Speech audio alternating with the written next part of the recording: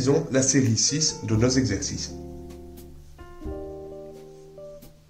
En commençant par l'exercice 1. Un nageur traverse un fleuve de 80 mètres de large. Sa vitesse perpendiculairement à la berge est de 1 mètre par seconde. Par ailleurs, le courant l'emporte vers l'aval à une vitesse de 3 mètres par seconde. Je vais faire un schéma de cette situation qui tiendra lieu en réalité de mise en situation spatio-temporelle. Voici le fleuve qui est large de 80 mètres. Mon mobile commence à cette position-ci, c'est-à-dire à l'origine de mes axes X, Y, qui sont judicieusement placés, c'est-à-dire que l'origine des axes correspond à l'origine du mouvement. Et donc on a donc X qui va par ici, et Y qui va par là. Ceci tient lieu de mise en situation spatio-temporelle. Maintenant, qu'est-ce qu'on nous dit? Eh bien, qu'il évolue vers la droite, perpendiculairement à la berge, à une vitesse de 1 mètre par seconde, et vers l'aval à une vitesse de 3 mètres par seconde. Eh bien, je peux déterminer la vitesse initiale, qui sera comme ceci. Eh bien, on a Vx vers la droite à une vitesse de 1 mètre par seconde, Vy à une vitesse de 3 mètres par seconde. Et donc, finalement, ma vitesse, selon mon axe et selon les coordonnées qu'on nous a données, eh bien, c'est la somme vectorielle de la vitesse Vx et Vy, c'est-à-dire une vitesse qui va vers le bas et la droite, comme ceci, c'est ma vitesse V.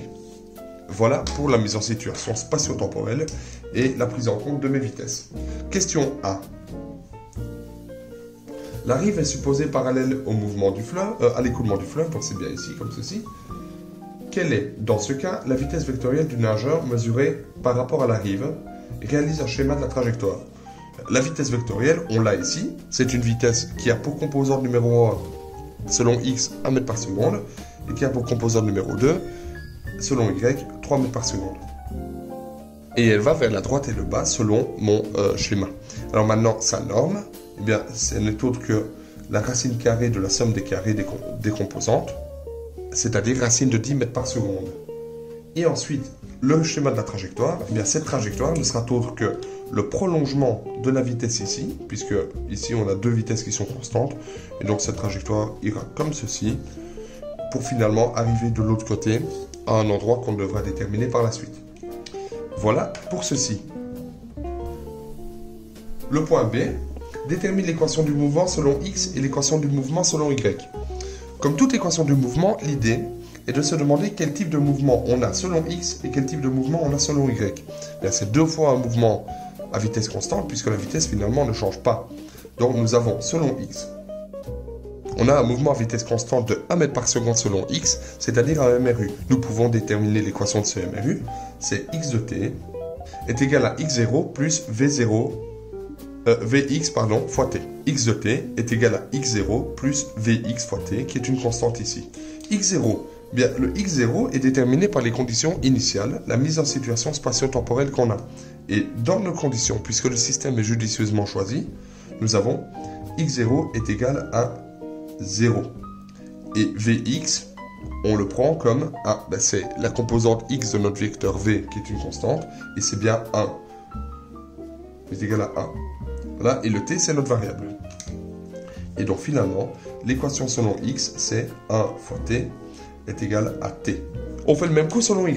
C'est aussi un mouvement à vitesse constante, sauf que cette vitesse n'est pas de 1 mètre par seconde selon y, mais bien de 3, puisque c'est la deuxième composante de notre vecteur. Et c'est bien un MRU. L'équation du MRU est la même que la précédente, sauf que, évidemment, les x vont être remplacés par les y. Et j'ai y de t est égal à y0 plus Vy fois t. Que vaut y0? Eh bien, ma mise en situation spatio-temporelle ici m'indique que mon y0 vaut à nouveau 0. Et Vy, je l'ai ici, et c'est 3 mètres par seconde. Et donc, au final, mon équation du mouvement sera de y de t est égal à 3 fois t. Et maintenant, qu'est-ce qu'on nous demande de faire? C'est trouver l'équation de y de x, c'est-à-dire la trajectoire. Pour déterminer la trajectoire, en fait, je prends ces deux équations-ci et je dois éliminer le temps, c'est-à-dire le substituer d'une équation vers l'autre. Eh bien, ici, on peut faire dans un sens ou dans l'autre, mais on va commencer par isoler le t dans l'équation de x pour après remplacer le t de l'équation de y par son équivalent en x. Voilà. Lorsqu'on isole le t dans l'équation de x, on a que t est égal à x, qu'on va substituer dans cette deuxième équation, et on aura que t est égal à x, et donc que y est égal à 3x. C'est l'équation qu'on a ici. C. Calcule le temps qu'il faut au nageur pour atteindre l'autre rive. Alors, la première chose à se demander, c'est quelle est la condition limitante de ce mouvement. La condition limitante de ce mouvement, il est clair sur ce schéma que c'est lorsque notre x vaudra 80 mètres. À ce moment-là, le mouvement est terminé. Il aura atteint l'autre rive. C'est notre facteur limitant. Et donc, ce qu'on va faire, c'est égaler l'équation numéro 1 selon x à sa condition limitante. Le mouvement est terminé lorsque x de t est égal à 80 mètres. Et maintenant, on égalise ça à notre équation, et c'est égal à, eh bien, t, puisque x de t est égal à t. Ce qui veut dire que le temps qu'il faut pour arriver à l'autre berge, c'est-à-dire 80 mètres plus loin à droite, est de 80 secondes. Finalement, évidemment, lorsqu'il aura fait 80 mètres selon la droite, il ne sera pas à ce point-ci. Il aura été emporté également d'une certaine quantité vers le bas, selon la trajectoire qu'on a déterminée. Et on sera dans un point qui sera plus ou moins ici. D'accord ? Trouvons maintenant ce point. Déterminons le poids de l'autre berge tel que x est égal à 80 mètres. Et alors, on a deux solutions pour faire ça. Soit on prend l'équation de y de t et on remplace t par 80 secondes, puisqu'on sait que l'équation de y de t est toujours valable. Ou bien, on prend l'équation de y de x et on prend x est égal à 80 mètres. Et qu'est-ce qu'on se rend compte ? Évidemment que c'est la même réponse. Donc, ce qu'on va faire, c'est dire y de x avec est égal à 3x, tel que x est égal à 80 mètres, si et seulement si y de 80 est égal à 240 mètres. Donc notre point, c'est R est égal à 80 selon x, point virgule 240 selon y, et ça ce sont des mètres, mais ça ce n'est pas le déplacement total. Le déplacement réel en fait c'est la norme du vecteur déplacement. Déplacement réel, deux points, c'est la norme du vecteur déplacement, donc delta R en norme, et ça c'est égal à 80 au carré plus 240 au carré sous une racine, c'est-à-dire 252 mètres. Voilà pour l'exercice 1. Exercice 6.2, c'est relativement similaire comme exercice. Allons-y gaiement.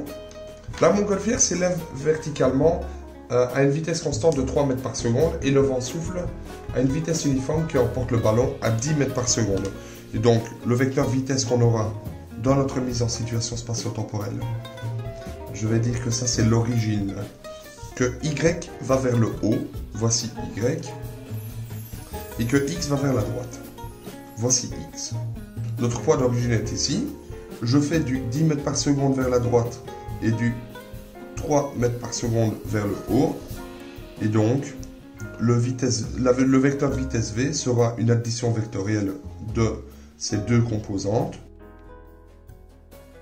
Et donc la vitesse de la montgolfière est 10,3 mètres par seconde. Voilà. Ah, quelle est la distance qui sépare le point de lâcher du point de la Terre à la verticale duquel se trouve le ballon lorsque celui-ci atteint une altitude de 150 mètres? Ah, eh bien, la question c'est, lorsque le ballon a une hauteur de 150 mètres, se trouve ici, 150 mètres, je prolonge ma trajectoire,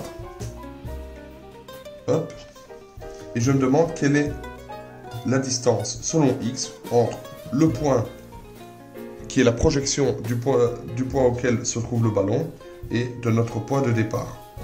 En termes mathématiques, c'est que vaut delta x si delta y est égal à 150 mètres. Alors, bien sûr, lorsqu'on fait ceci, on a une condition limitante selon delta y pour notre mouvement. Bien, en avant, je fais mes équations du mouvement et je peux même faire l'équation de la trajectoire. Selon x, c'est un MRU de vitesse 10 mètres par seconde et dont la position initiale est de 0. Et selon y, c'est également un MRU, mais de vitesse 3 mètres par seconde. Après combien de temps est-ce que y vaudra 150 mètres, bien, pour que y vaille 150 mètres, résolvons le calcul. T est égal à 50 secondes, et maintenant je peux simplement calculer que vaut x à ce moment-là, c'est-à-dire 500 mètres. Voilà pour la question A. Maintenant la question B. Quel est le déplacement réel? Bien, on sait que le point d'opposition qu'on a déterminé est R est égal à 500,150 mètres. Et donc le déplacement réel, en fait, c'est simplement la norme du vecteur R. C'est-à-dire 522 mètres. Alors, quelle est la vitesse du ballon à ce moment-là? Eh bien, la vitesse, évidemment, n'a pas changé, puisque la vitesse est un MRU selon X et un MRU selon Y. Donc, c'est la vitesse est constante. La vitesse est constante et vaut 10,3 mètres par seconde. Pour calculer l'angle entre le ballon et l'horizontale, eh bien, nous pouvons nous rappeler qu'il s'agit en réalité d'un triangle rectangle, comme ceci, pour lequel on a Vy qui est l'opposé à alpha, Vx qui est l'adjacent à alpha, et la vitesse V qui est l'hypoténuse. Et donc on peut utiliser en fait la tangente, le sinus ou le cosinus, tel que la tangente d'alpha est égale à l'opposé sur l'adjacent, c'est-à-dire Vy sur Vx, ou encore 3 sur 10. Et donc, alpha est égal à arctangente de 3 dixièmes, ce qui vaut 17 degrés, ou 0,29 radians. Voilà pour cet exercice. Exercice 6.3. Un jardinier arrose ses fleurs à l'aide d'un tuyau d'arrosage dont il tient l'embout horizontalement. La hauteur de sa main est de 1,2 m par rapport au sol. L'eau s'écoule du tuyau et tombe à 80 cm à la sortie du tuyau horizontalement. Ah bah je vais commencer par faire un schéma. Mon schéma est réalisé et qu'est-ce que j'observe? Eh bien que premièrement, ce schéma va aussi faire office de mise en situation spatio-temporelle pour lequel la position initiale vaut 0. J'ai montré où est mon vecteur V0 et quels sont les sens et directions de mes axes. C'est-à-dire que X va vers la droite et Y va vers le bas. Deuxièmement, la condition limitante de cette chute sera de 1,2 m. Lorsque Y est égal à 1,2 m, cette chute se finit. Pourquoi est-ce que je ne prends pas 0,8? Bien, parce que je ne connais pas la vitesse initiale selon X. Il s'agit bien d'un MRU, mais vu que je ne connais pas cette vitesse, ça ne va pas m'aider. Alors que selon Y, je connais l'accélération. C'est une accélération de G qui sera comptée positivement. G est positif. Et la vitesse initiale vaut 0. Alors, on nous demande de calculer la vitesse de l'eau à la sortie du tuyau. Oh oh. Mais qu'est-ce que je vais faire? Premièrement, je vais voir après combien de temps ce point de 1,2 m de haut est atteint par ma chute. Et ensuite, lorsque j'aurai déterminé ce temps via l'équation selon Y, eh bien je vais l'appliquer à l'équation selon X, puisqu'en réalité, il me faut le même temps pour parcourir 1,2 m selon Y que de parcourir 0,8 selon X. Puisqu'il s'agit d'un MRU selon X, eh bien je vais trouver la vitesse très facilement. Allez en avant. Toute première chose, je vais déterminer les équations du mouvement. X de t est égal à x0 plus v0x fois t. Alors, x0 est égal à 0, vu ma mise en situation spatio-temporelle, et le v0x, je ne le connais pas, donc je le laisse en suspens. C'est une inconnue, et alors je vais avoir v0x fois t. Voilà mon équation selon x. Selon y, c'est une chute libre, donc c'est-à-dire un MRUA dont l'accélération vaut g. Ok, alors qu'est-ce qu'on a? On a y0 est égal à 0, vu la mise en situation spatio-temporelle, qui est ici. Et vy de 0 est égal à 0 également, puisque l'embout est horizontal. C'est égal à 0, vu également mise en situation spatio-temporelle. Et ça, ça ne vaut pas 0, évidemment. Je réécris. La condition limitante de ce mouvement, je l'ai dit, est selon y. C'est-à-dire que le mouvement s'arrête lorsque y est égal à 1,2 m. Bien, grâce à ça, je peux trouver le temps. Et je dis que TF, c'est le temps qui s'est écoulé lorsque le mouvement a fini. Le temps final de la chute est égal à 0,49 secondes. Voilà, donc il a fallu 0,49 secondes au mobile pour parcourir cette distance-là selon Y, mais également cette distance-là selon X. Je reviens à mon équation du mouvement selon X. Qu'est-ce que j'en fais? Eh bien, je dis, selon une petite étoile, X de TF est égal, et je le sais, à 0,8. À 0,8 mètres, et ça, c'est égal à V0x fois TF, c'est-à-dire 0,49. De cette équation-là, il est très facile de déterminer que V0x égale 0,8 divisé par 0,49, c'est-à-dire 1,6 mètres par seconde. Voilà pour ceci. Passons au point B. Que vaut la vitesse de l'eau lorsque elle va toucher le sol? Bien, selon X, il s'agit d'un MRU, donc la vitesse ne va pas changer. Par contre, selon Y, c'est un MRU1 dont l'accélération vaut G. En avant.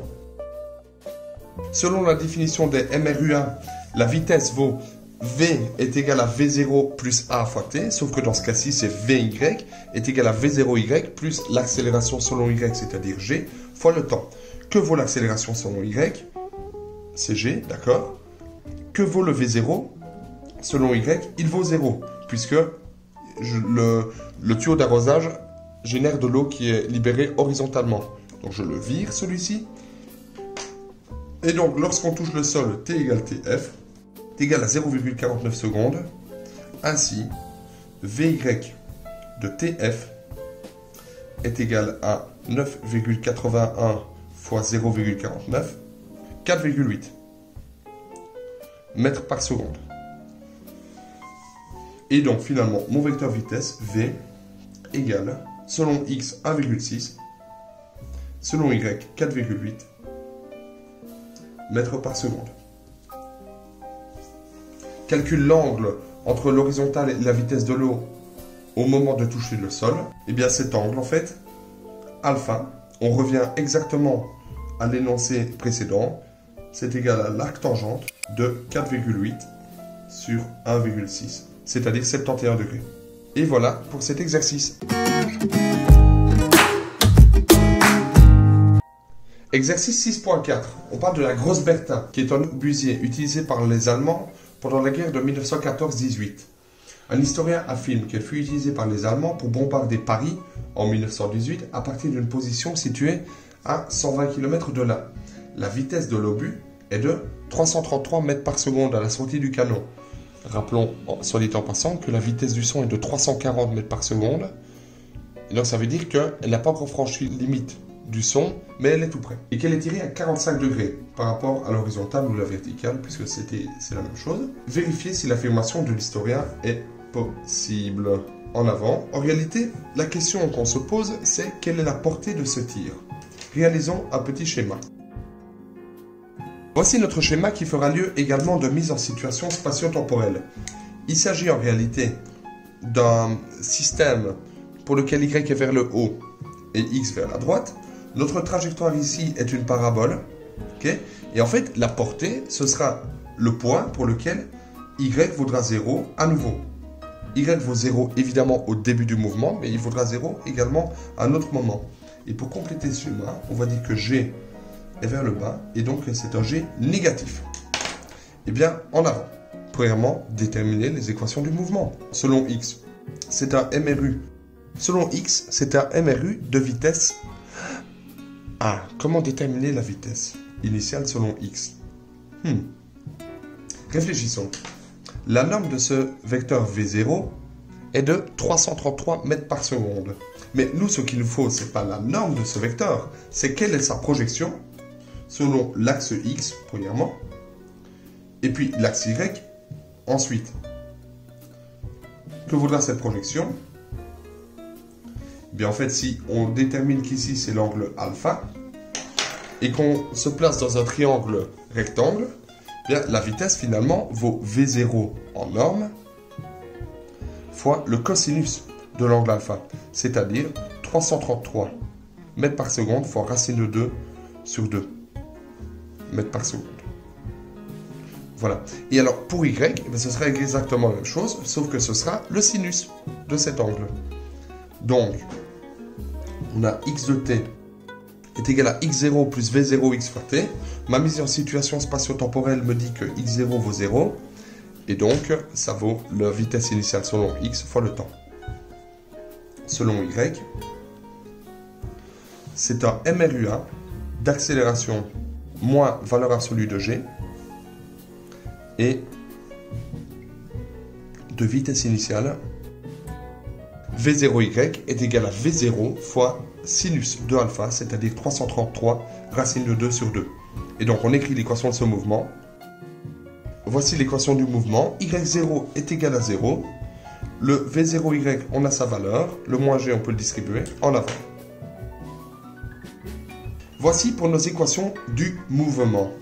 Quelle est la condition limitante de ce mouvement? Bien, la condition limitante de ce mouvement, c'est lorsque y vaut à nouveau 0, c'est-à-dire que notre obus touche à nouveau le sol. Lorsque l'obus touchera à nouveau le sol, nous aurons une valeur de temps que nous allons réinjecter dans l'équation selon x.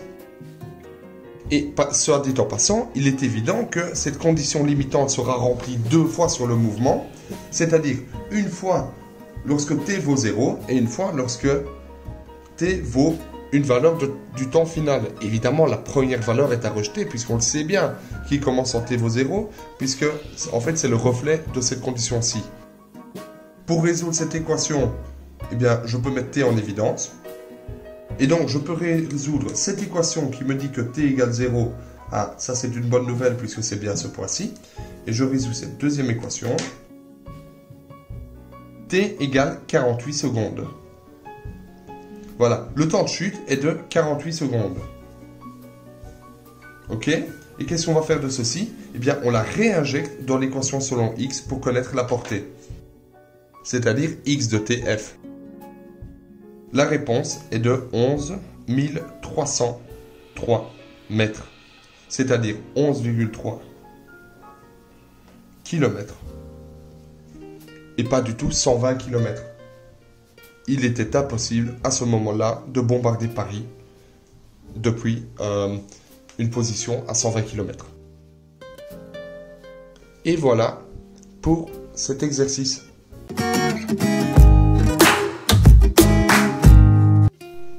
Ok, pour le problème suivant, l'exercice 6.5. En 1990, l'Américain Randy Barnes a établi un record du monde de lancer de poids en une distance de delta x égale 23,12 mètres. Pour ce faire, il a lancé le poids d'une hauteur de 2 mètres au-dessus du sol. Bon, le mec n'est pas trop petit non plus. Donc, y0 égale 2 mètres avec un angle de 45 degrés par rapport à l'horizontale. Alpha égale 45 degrés. D'accord. Calcule la norme de la vitesse initiale communiquée par le champion à son poids. Eh bien, comme toujours, on commence par une mise en situation spatio-temporelle. Ma mise en situation spatio-temporelle est effectuée. Et qu'est-ce qu'on voit? On voit la première chose, c'est que j'ai toujours décidé de mettre l'origine de mon repère au point initial du lancer et avoir mon repère Y vers le haut. Donc il faut que la position finale du mouvement soit égale à moins 2 mètres, puisqu'elle est dans le sens opposé au sens des axes. Selon Y, moins 2 mètres selon Y, et puis 23,12 mètres selon X. Ensuite, je prends la vitesse initiale avec un angle de 45 degrés. Alpha est ici. Et je peux même ajouter que G est dans ce sens-là. Et donc, il est négatif par rapport à Y. Comme d'habitude, je fais mes équations du mouvement. Voici mes équations du mouvement. La première, eh bien, vu qu'on a x de 0 égale 0, ça me donne Vx fois t. Et la deuxième, c'est l'équation d'une chute libre, tout simplement, qui dit que y de t est égal à v0y fois t moins a demi fois g fois t carré. Vu qu'on nous donne l'angle alpha, nous devons changer v0x, qui est égal en fait à cosinus de alpha fois v0, ce qui veut dire que on aura uniquement v0 en v0x et que v0y est égal à sinus de alpha fois v0. Et ça, c'est égal à racine de 2 sur 2 fois v0 Ça, c'est égal évidemment aussi à racine de 2 sur 2 fois V0, puisque alpha vaut 45 degrés. On a ça, et on va pouvoir les remplacer là-dedans. Et deuxièmement, on va substituer le t de x dans y, de manière à avoir l'équation de la trajectoire, puisqu'on connaît ici le point. On connaît le point, moins 2, 23. Vu qu'on connaît le point final, eh bien, en fait, il suffira finalement de trouver que V0, puisque tous les autres points seront connus. D'où l'utilité de la trajectoire. Déterminons l'équation de la trajectoire. Tout simplement, comme d'habitude, on prend le t sur base de l'équation de x. Donc, t est égal à x sur V0x. Ok. Et donc, on le remplace dans y, ce qui veut dire que y de x est égal à V0y fois x sur V0x moins a demi fois valeur absolue de g fois x carré sur V0x carré. D'accord. Maintenant, qu'est-ce qu'on fait? On remplace les Vx, V0x et V0y par leur valeur en V0. Voilà. Alors, pour pouvoir faire ceci, je rappelle que racine de 2 sur 2 au carré, ça fait bien 1 demi. Hein? Ça, vous pouvez le faire à part. Donc, ceci, ça simplifie. Ici. Ceci, ça simplifie également. Et les 1 demi se simplifient aussi. On se retrouve avec l'équation beaucoup plus simple qui est que y de x est égal à x moins valeur absolue de g fois x carré sur V0 carré. Voilà.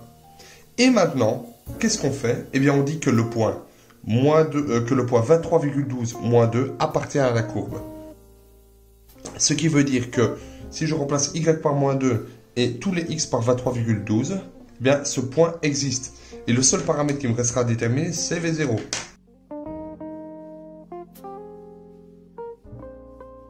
Et cette équation nous donne 14,45 mètres par seconde en norme.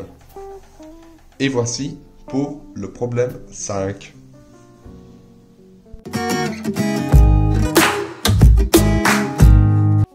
Prenons maintenant le problème du cascadeur, c'est-à-dire exercice 6.6. Problème du cascadeur, qu'est-ce qu'il nous dit? Eh bien, il utilise un plan incliné avec une inclinaison de 15 degrés. Et ils vont sauter sur un toit qui se trouve à 8 mètres de lui selon la direction horizontale et à 2 mètres au-dessus de lui selon la direction verticale. Quelle doit être sa vitesse? Faisons un petit schéma. Voilà pour ceci. Alors, on a G qui va vers le bas. G est négatif. Ok.